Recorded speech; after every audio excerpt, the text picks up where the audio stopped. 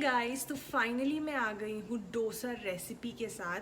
तो अभी टाइम है डोसा बैटर के लिए, जो हमें दाल और चावल सोक करने हैं उसके लिए। तो चलिए चलते हैं किचन में और बैटर की तैयारियां शुरू कर देते हैं। तो सबसे पहले तो आप ले लीजिए एक कोई भी कटोरी, जिसके हिसाब से आप सारे मेजरमेंट्स करोगे। तो 2 कटोरी चावल हम यहाँ पे लेंगे। आप बासमती चावल छोड़ के कोई भी चावल ले सकते हैं। तो ये है हमारा रेगुलर राइस।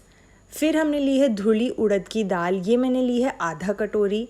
और ये है 1/4 कटोरी चने की दाल। तो ये हम मिक्स कर लेंगे। आधी चम्मच इसमें मेथी दाना भी डालना है, जो मैं आपको दिखाना भूल गई हूँ। आप इसको अच्छे से वॉश कर लीजिए। जब आप इसको अच्छे से वॉश कर लेंगे उसके बाद आप इसे सोक कर दीजिए 4 घंटे के लिए। तो 4 घंटे हो चुके हैं और देखिए हमारे दाल और चावल अच्छे से भीग चुके हैं।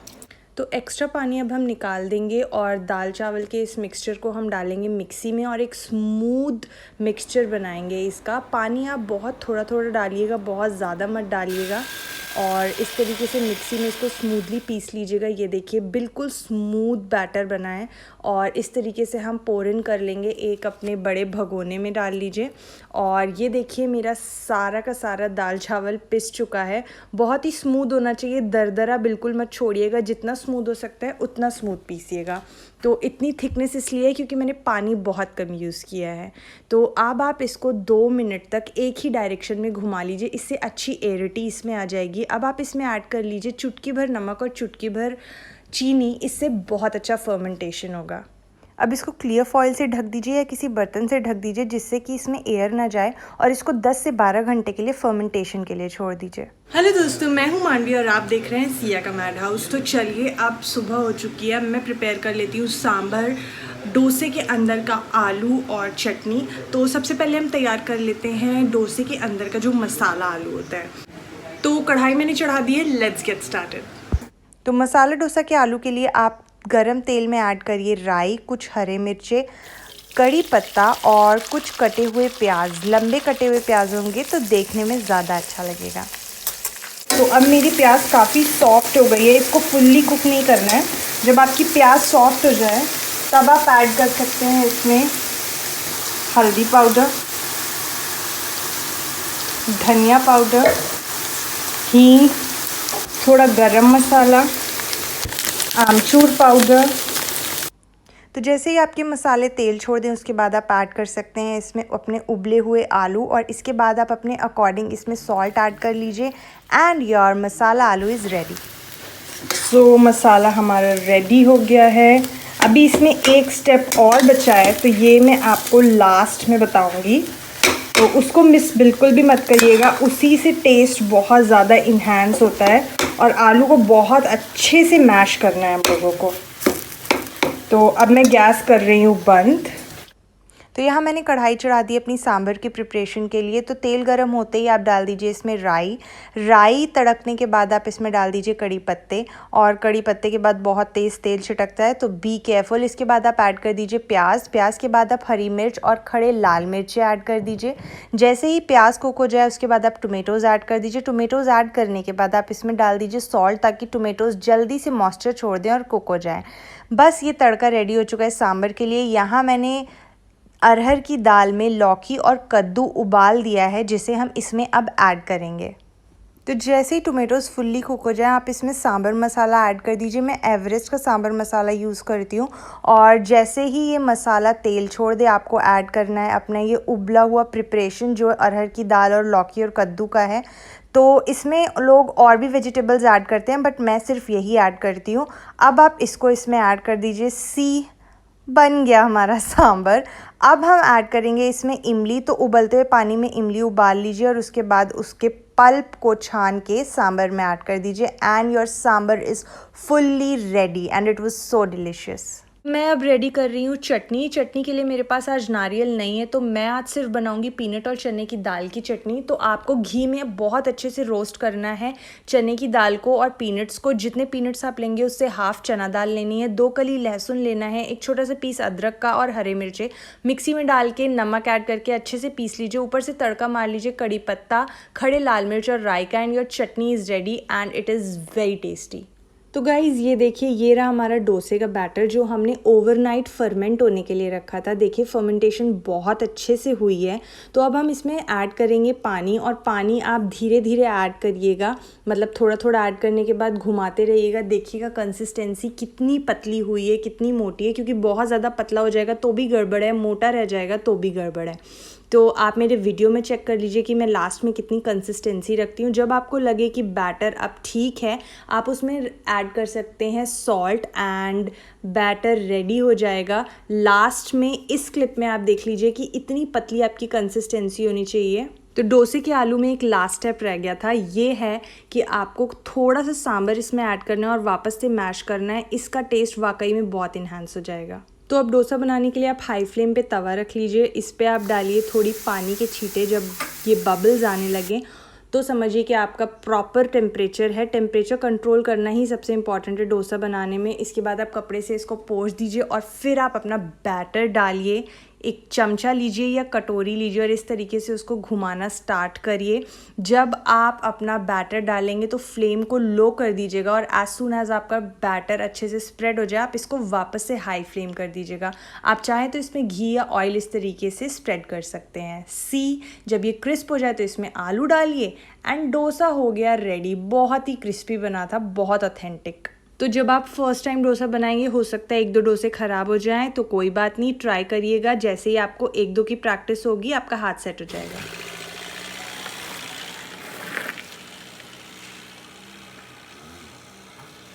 हाय guys, welcome back to our channel. बोलो। आप कैसे हो? मैं तो अच्छी हूँ। सिया कैसी है? अच्छी। तो बहुत दिनों बाद हम लोग मिल रहे हैं आपसे, क्योंकि रीज़न ये है कि मैंने बनाया था डोसा। तो मैंने बनाया था डोसा जिसकी मैंने रेसिपी भी रिकॉर्ड की थी। और आपको मैं एक बात बता दूं, जब भी आप कोई भी चीज़ कुक करते हो, अगर वो आधे घंटे में बनती है, तो अगर आप उसे रिकॉर्ड कर रहे हो फॉर यूट्यूब या किसी भी पर्पज़ से, तो आपको मिनिमम उसका डबल टाइम लगता है। तो जब मैंने रिकॉर्ड करके किया ना ये सब काम, वैसे तो मैंने किया 4-5 बार, बट इतना स्ट्रेसफुल नहीं था। बट जब मैंने रिकॉर्ड किया तो इट वाज रियली स्ट्रेसफुल। मुझे 3.5 घंटे करीब लग गए, क्योंकि मैं लगातार खड़ी थी और 1 by 1 स्टेप्स कर रही थी ताकि अच्छे से रिकॉर्ड कर पाऊँ। अदरवाइज़ तो क्या होता है, एक तरफ सांभर चढ़ा, एक तरफ आलू चढ़ा, एक तरफ चटनी रोस्ट हो रही है, तो काम जल्दी हो जाता है। बट मैंने ये रियलाइज़ किया कि जब मैंने रिकॉर्ड किया और 1 by 1 स्टेप किया तो बहुत टाइम लगा उसे करने में, और मेरी बैंड बज गई। जब मैं आखिरी डोसा बना रही थी तो लिटरली मेरे पैर शेक करने लगे, और फिर मैं बस जाके ना लेट गई। डैडी भी थे उस दिन, और अब डैडी तो ऑफिस निकल गए। इनको बहुत हंसी आ रही है। तो फिर मैं तुरंत आके लेट गई अपने बेड पे।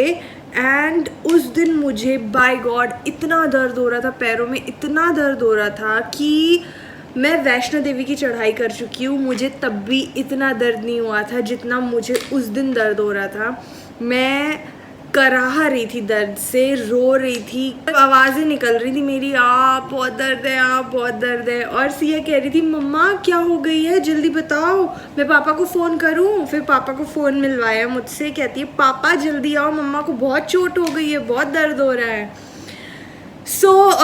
बस इतना मुझे उस दिन रिलीफ मिला कि सिया तुरंत जैसे ही मैं आई, सिया भी सो गई, क्योंकि सिया बहुत जल्दी की उठी हुई थी, तो मैं भी सो पाई। एंड सो के उठने के बाद थोड़ा सा, मतलब अगर 100% दर्द हो रहा था पहले, तो सो के उठने के बाद मेरा दर्द 70% में कह सकती हूँ हो गया था, 30% कम हो चुका था। मम्मी का क्योंकि फास्ट था तो मम्मी की भी अलग खाना बना था, तो ऐसे करते करते ना मैं काफ़ी देर खड़ी रही। उस दिन कोई आ भी गया था घर में, फिर उनका भी चाय पानी वगैरह करना, ऐसे मतलब करके कुछ ना कुछ होता रहा कि मैं एक सेकंड भी नहीं बैठी। ऑन अ स्ट्रेच 3.5-4 घंटे आराम से मैं खड़ी रही एक ही जगह पे। सो ये चीज़ हो गई। शाम को जब अभय आए एंड उन्होंने देखा कि मुझे फीवर है, तो मैंने रियलाइज़ ही नहीं किया कि मुझे फीवर भी चढ़ चुका है। इनको देखो यार,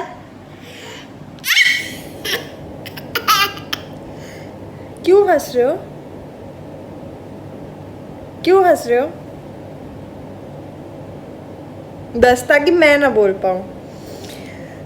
तो जब अभय आया मैंने देखा मुझे फीवर है, और उसके बाद मैं दवाई लेके थोड़ा रात का खाना खा के सोई। नेक्स्ट डे मेरा बुखार उतर गया था, बट थोड़ी वीकनेस मुझे आ रही थी। एंड ऐसे में ना मेरे 2-3 दिन निकले कि मुझे बहुत ही ज़्यादा वीकनेस थी। प्लस क्योंकि आपने देखा था पिछले व्लॉग में कि अभय का फ़ोन आ चुका है ROG, और मैंने आपको क्लियरली मतलब फ़ोन आते ही मेरा पहला डायलॉग यही था कि अब तो लड़ाइयाँ शुरू। तो यस, लड़ाइयाँ शुरू हो चुकी है। पहली लड़ाई हो भी गई है, और हमारी 1.5-2 दिन बाद भी नहीं हुई थी। और जब मेरी लड़ाई हो जाती है अभय से, तो मेरा बिल्कुल मूड ही नहीं करता है बात करने का किसी से भी। एज इन मतलब मैं ना व्लॉग भी करूँगी तो आपको पता चल जाएगा कि ना मन नहीं है अंदर से बात करने का, ज़बरदस्ती कर रही है। तो अब कल शाम को फिर से हमारी बातचीत होने लगी है, तो आज मैं फ्रेश एक व्लॉग बना रही हूँ। तो वो वाला सीन था, इसीलिए भी मैंने व्लॉग नहीं किया क्योंकि मेरे बिल्कुल अंदर से मन नहीं कर रहा था। तो मैं और सिया अभी सो के उठे हैं, मतलब अभी ऑफिस चले गए थे, हमने खाना पीना खाया और अभी हम दोनों सो के उठे हैं। अभी हम लोग नहाए भी नहीं है, तो मैं जाती हूँ नहाने, थोड़ा रेडी शेडी होते हैं। उसके बाद मैं आपको बताती हूँ कि हमारी लड़ाई होती क्यों है जब ये PUBG स्टार्ट हो जाता है। सो उसका रीज़न ये नहीं है कि अभी PUBG खेलते हैं मुझे टाइम नहीं देते इसलिए, उसका रीज़न दूसरा है कि वो लड़ाई क्यों बड़ी हो जाती है और कैसे क्या होता है। तो चलिए मैं थोड़ा नहा के आज, थोड़ा गंदा लग रहा है, फिर आपसे मिलती हूँ। सिया कहाँ है? कहीं सिया यहाँ तो नहीं, कहीं सिया यहाँ तो नहीं, सिया यहाँ तो नहीं है। सिया तो मम्मा की गोद में थी यार। Johnny. Yes papa. Did you get? No papa. Did you get to follow who? नहीं पापा। Dua.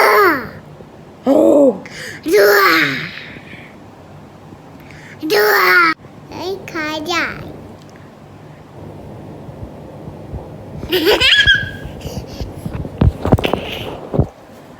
इन लोग को गाइस को लॉइन खा जाएगा ना। लाइक करो। जाओ जाओ। चले, हाँ। Let's go. इसको खाओ। काऊ, आपको काऊ पसंद है क्या? पता नहीं खाओ। पसंद नहीं है। सो मैं सिया को लेके आ गई हूँ बाहर। शाम होते ही आपको पता ही है सिया तो बिल्कुल रह ही नहीं सकती बाहर खेले बिना, तो इसको थोड़ा सा खेल कूद करवा देती हूँ, फिर चलते हैं अंदर। अभी भी आने वाले होंगे, फिर बताती हूँ लड़ाई, सामने सामने बताऊंगी। सो दोस्तों मैं आपको मिलवाती हूँ अपने लड़ाई पार्टनर से। अरे वाह, आज भी ट्रेनिंग हो गई यार हम लोग की। तो मैंने गाइस को बता दिया है कि हमारी लड़ाई हो गई थी। सॉल्व हो गई, ये बता दिया। हाँ सॉल्व क्या हो गई, अब वो वाला हो गया कि अब 1-2 दिन हो गए तो सॉल्व क्या, ना तुमने मुझसे माफ़ी मांगी ना मैंने मांगी। वैसे तो तुम्हें ही मांगनी थी, अच्छा, लेकिन मैं तो नहीं मांगी। तुम मांगते ही नहीं हो तो क्या कर सकते हो। तो मेरा इतना बड़ा दिल है कि मैंने तुमसे बात कर ली, वरना मेरा बिल्कुल दिल नहीं था तुमसे बात करने। मेरा भी बिल्कुल नहीं था। तो क्यों की तुमने बात? मैंने तो तुमसे आके बात नहीं की, तुमने आके मुझसे बात की। तुमने बात की। तुमने मुझसे आके बात तुमने की। की वहाँ तुम पे। तो 2 दिन से वहाँ बैठे थे, क्यों आए फिर तीसरे दिन? तो ऑफ कैमरा डिसाइड हुआ है कि अभय ने ही मुझसे बात की थी आके। हमेशा मैं बात करती हूँ, इससे इस बार ये साबित हो गया कि अगर मैं बात ना करूँ तो we can go for days without talking, है ना? मैं कितने प्राउडली बता रही कि कोई वो नहीं है। खैर अब मैं ये बताने वाली थी आप लोगों को कि मुझे प्रॉब्लम पबजी से नहीं है, मतलब ऐसा नहीं है कि पबजी खेलने से मुझे प्रॉब्लम है। मुझे प्रॉब्लम है कि जब ये बंदा पबजी खेलता है तो ये बिल्कुल ही अलग इंसान बन जाता है। मतलब जैसे हम लोगों ने रूल बनाया था, जो हमारे पहले से फॉलोअर्स हैं, जो हमारे व्लॉग्स देख रहे हैं, उन्हें पता है कि हमारी एक डील हुई थी कि जिसमें अभय ने कहा था कि वो एक दिन पबजी खेलेगा 12 से 1 या 1:30 बजे तक और नेक्स्ट डे 1 या 1.5 घंटा दिन भर में कभी भी खेल सकता है। फिर ये डील ब्रेक की अभय ने कम से कम 100 बार, ठीक है। और जब जब ये डील ब्रेक होती है तब ही लड़ाई होती है, क्योंकि मैं तो अपने वादे की पक्की हूँ। मैंने बोल दिया इतनी देर खेलना है, तो उसमें मैं नहीं लाती हूँ कि नहीं इतना क्यों खेल रहे हो, उतना क्यों खेल रहे हो। But what he does is कि 12 से 2, 12 से 3 उधर भी खिसकाता है, और उसके बाद इधर भी जो 1-1.5 घंटा जिस दिन खेलना होता है, उस दिन भी अगर मैं ना बुलाऊं या ना मैं बोलूं कि आज तो ये वाला दिन है, इस दिन कम खेलना है, उस दिन भी ज़्यादा देर खेलता है।